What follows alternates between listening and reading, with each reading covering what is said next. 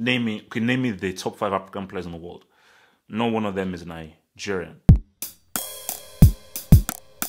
Double H. Double H. Double H. Double H. Double H. Double H. Is Roar the right man for the job? I'm all ears. Because I think, people, because I get a lot of insults as to, you're anti-Nigeria, don't talk about Nigeria enough, you're always hating, blah, blah, blah, blah. All I can do is to be honest, and I feel that honesty is the best way forward. I'm looking at that game there, and Nigeria played pretty well in bits, in sections. If South Africa had better attacking players, they would have won that game because I felt South Africa had the better measure of the game. Very good build-up play, very nice touches, very nice ways in which they were able to build up and move forward with the ball. But they just lacked particular transitional players, but particular defensive players who can pretty much, find those things in the final third of the area. And I'm looking at Nigeria right now, and there is a true lack of imagination. I feel that there is a real problem where in a country that is the most populous country in Africa, your best players are Ahmed Musa and Iwobi. No offense to Musa and Iwobi. Musa and Iwobi are very good players, quality players. I'll be shocked if you can't go under the bridge and find better skilled players. Because again, I told you, I know what Nigerians are capable of. I know their skill levels. That is why when I look at the football that they're playing and their first 11, remember, that first 11 is supposed to be the best 11 players in the entire country. So I don't want to hear anything crap about, you have to be players that play in Europe and everything and so forth because Europeans know how to. No. You're telling me that those are the best 11, those are the most skilled and the most gifted 11 players in the whole of Nigeria, the most populous country in Africa. I find that hard to swallow. I find that very hard to believe, personally. I find that very hard to believe personally. So,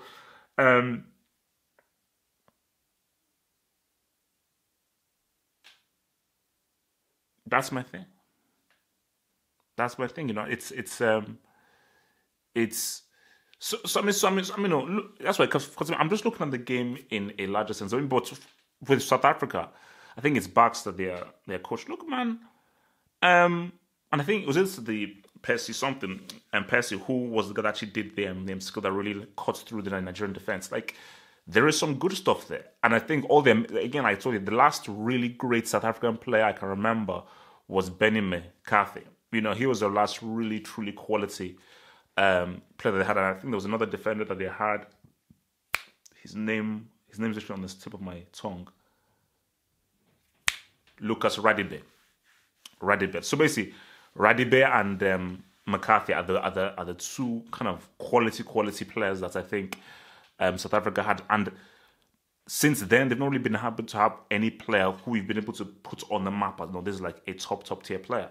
And I think that's a difficulty because I think if South Africa really want to do well next summer at the AFON, they really need those players who can help to define them. But I just think as far as organization-wise, control, playing as a team, their structure and their movements, you got to give props to South Africa, But I think back to Nigeria, man, I've got to put Iheanacho under review.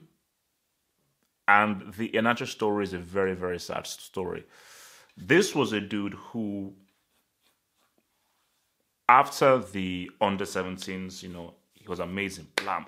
And for me, when I watched him in that tournament, I was like, all right, this can be a guy who can be part of Nigeria's new generation based on just his technical abilities, quality, and his footballing IQ. And the fact that Man City identified him and bought him, I was like, boom, this is it. So, and then he was at a crossroads, which is what, okay, you can't get into the Man City team. And I remember very clearly that I'm not sure, but I believe it was Hoffenheim. Fact, Bundesliga was a choice you could have taken. And I believe the team was Hoffenheim. And he didn't take that choice, and then he then decided to go to uh, Leicester City. Bad move. He's declined and is no longer as good as he once was. He's now a potential brick. You look at a guy like a Jadon Sancho, moved to Bundesliga, over to Dortmund. Look at how much better he's improved. And I believe Sancho, I think, was on Man City's books. Was on Man City's books as well. So very similar story. Very similar story. Couldn't get into the team. Young, talented guy decided to go to Bundesliga. Look how much better it's done for him. If Sancho would have moved to like a Leicester City or Crystal Palace, he would have declined because Bundesliga is a far better league for younger players. And I'm looking at Iheanacho now, and he's just not the same player. His touch isn't there. His ability on the ball isn't there. He's not able to make plays as he once was. And just the ability that he had, and the cutting edge that he had, it's no longer there anymore. And that's an issue because I look at this Nigeria team and I look at it as a whole. Who's the Amokachi? Who's the Amunike? Who's the Kano? Who is the Okocha? Who's even the Okechukwu? I cannot. And this, remember, I think it was on a Talking Tactics episode a while back where name me the top 5 African players in the world. No one of them is Nigerian. I don't think a Nigerian will be in the top 7. Maybe Musa will squeeze into top 7. Maybe. For me, it will be his developing. But I can name you a lot of players in Senegal. If he plays in Morocco, now I'd put above a lot of Nigerian players, and that is the issue there. That is the issue there, where I'm looking at a team here that's, because remember, this is what football is. It's twofold. It's a team game where you need a few individuals to help define and characterize you. And in this Nigerian team, who is, there is not a single world-class player. There's not a single world-class player. There's not a single player who I would say is a top 5 player in Africa.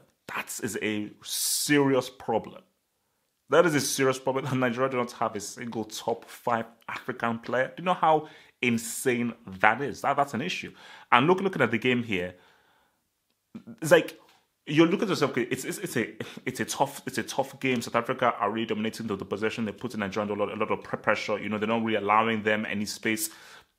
That's a time where you should look to a player to be like, okay, all right, we're an issue now. Let's just look to this guy, give him the ball, and he will know what to do with the ball to really help define us. He'll be composing the ball and be able to give us that bit of quality to turn the game back into us. And there was no one there. Iwobi is a guy who is developing, but Iwobi cannot never be a guy that can help to define a team. He's a guy that is part of a good process. Iheanacho was losing the ball completely ineffective.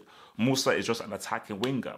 So who is the star man? Who's the star man that can put his foot on the ball and really try and thread passes through, can move with the ball, dribble with the ball, get pass plays, and just, have a bit of quality and magic? There's no one there. So, and look, and this is my issue with Gidon Raw. And I will fully stick with this. I believe the Nigerian national team should be coached by Nigeria. I believe the South African national team should be coached by South Africa. That's just what I believe, It's the same for other countries. Englishman for England, obviously they had a period where they went with Ericsson and so forth. But most teams in the world, most countries in the world, they are managed by their own. Look at how well Japan did in the World Cup by a Japanese coach. So I don't think that.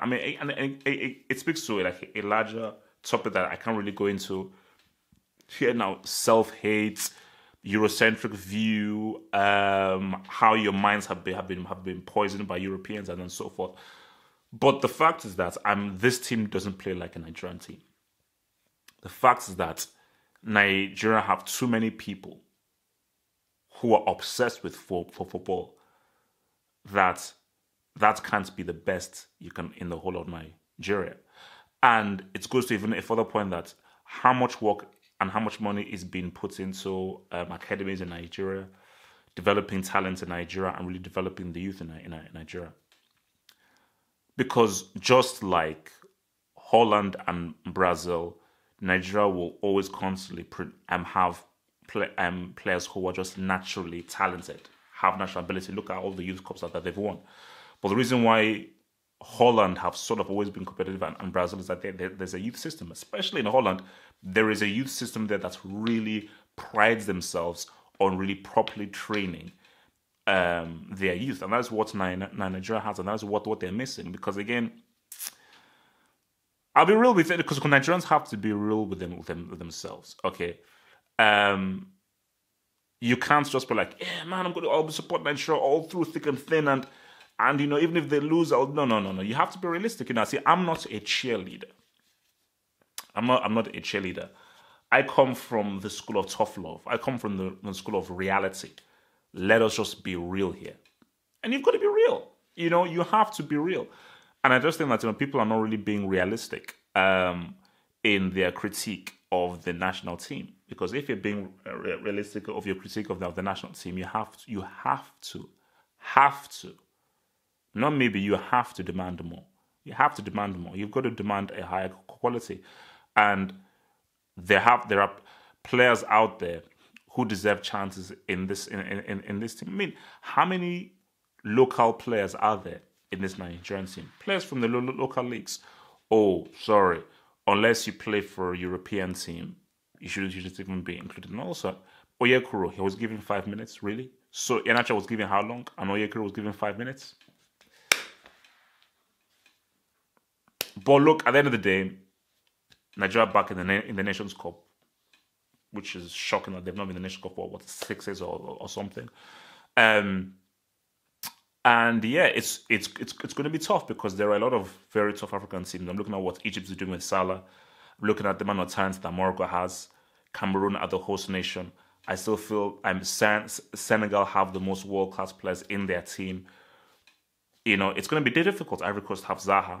It's going to be very, very difficult. And I just think that Nigeria, for me, I still feel that they're still a certain level below a Senegal, a Morocco, and Egypt with Salah, and an Ivory Coast with a Zaha. But who knows? Maybe they can surprise people. I just think that some changes need to be made before next summer. Thanks for watching the video. Now think about becoming a Football Hot patron by pledging an amount each month, and then gain access to exclusive content only on the Football Hot patron page. Peace. Head over to the official site at halffootballhot.com, or just click over here.